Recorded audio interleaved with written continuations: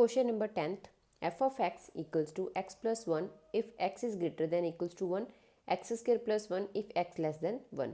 जैसे हमें last question check करते हैं वैसा ही करना है इस क्वेश्चन को.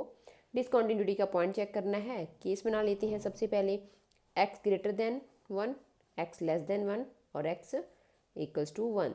तो जो तीन केस होंगे तीनों केसेस के ऊपर हम चेक कर लेते हैं.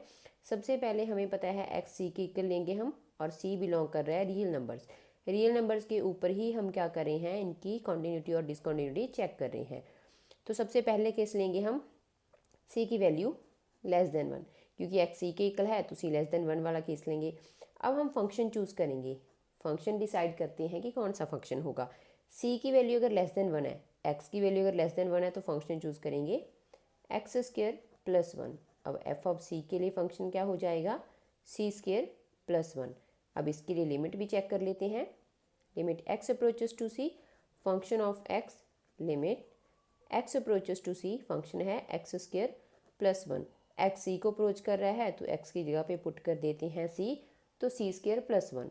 दोनों वैल्यू सेम आई हैं तो function of c and limit x approaches to c function of x equal आ गए हैं. तो अब हमारा क्या हो जाएगा फंक्शन, जहाँ पे function is continuous for c less than 1. First case हमने कर दिया है. अब हम करेंगे सेकंड केस. केस सेकंड में लेंगे x की वैल्यू ग्रेटर देन 1 मीन्स के c ग्रेटर देन 1. अब c ग्रेटर देन 1 के लिए फंक्शन डिसाइड करेंगे. x की वैल्यू ग्रेटर देन 1 कहाँ पे है इस वाले में, तो फंक्शन हो गया x प्लस 1. अब f ऑफ c के लिए चेक करेंगे. x की जगह पे पुट कर देंगे c प्लस 1 आ जाएगा. अब नेक्स्ट हम क्या करेंगे, लिमिट चेक कर लेते हैं.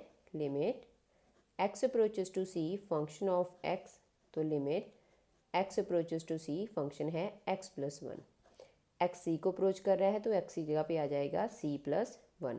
तो हमारा फंक्शन और हमारी लिमिट दोनों ही इक्वल आए हैं, दोनों इक्वल आ गए. तो फंक्शन क्या हो गया, is continuous for c greater than 1. तो c ग्रेटर देन 1 के लिए भी हमने कर दिया है. अब जो थर्ड केस है उसमें हमें क्या करना है, थर्ड केस में x की वैल्यू 1 मीन्स के c की वैल्यू 1. फंक्शन चूज़ करेंगे c की वैल्यू 1 के लिए, तो x greater than equals to है जहाँ पे, तो ये वाला फंक्शन. f ऑफ c किसकी इक्वल है 1, तो 1 के लिए चेक करते हैं. 1 प्लस 1 ये आ गया 2. अब हम क्या करेंगे, नेक्स्ट चेक करेंगे लिमिट. अब हमें पता है अगर ये यहाँ पे 1 है तो लेफ्ट हैंड साइड से लिमिट और राइट हैंड साइड से, तो पहले HLL चेक कर लेते हैं. Limit x approaches to 0 negative, क्योंकि लेफ्ट पे वैल्यूज़ नेगेटिव में चली जाएंगी, तो फंक्शन ऑफ x. अब limit x approaches to 0 negative, तो जहाँ पे हमें एक चीज़ चेक करनी है, जहाँ पे 0 नेगेटिव नहीं, जहाँ पे आएगा 1 नेगेटिव. 1 नेगेटिव है तो 1 से छोटी वैल्यूज़, तो कौन सी वाली केस में आ रही है 1 से छोटी वैल्यू, इस वाले में x लेस देन 1 है जहाँ पे, तो x स्क्वायर प्लस 1. x हमारा क्या है, किसकी इक्वल है, 1 की इक्वल है, तो 1 का स्क्वायर प्लस 1 ये आ गया 2. नेक्स्ट है हमारा RHL के लिए. Limit x approaches to 1 positive function of x. Function choose करेंगे. Limit x approaches to 1 plus 1 के बिल्कुल अगली वैल्यू बट उसके पास की, तो x ग्रेटर देन 1, तो ये वाला फंक्शन.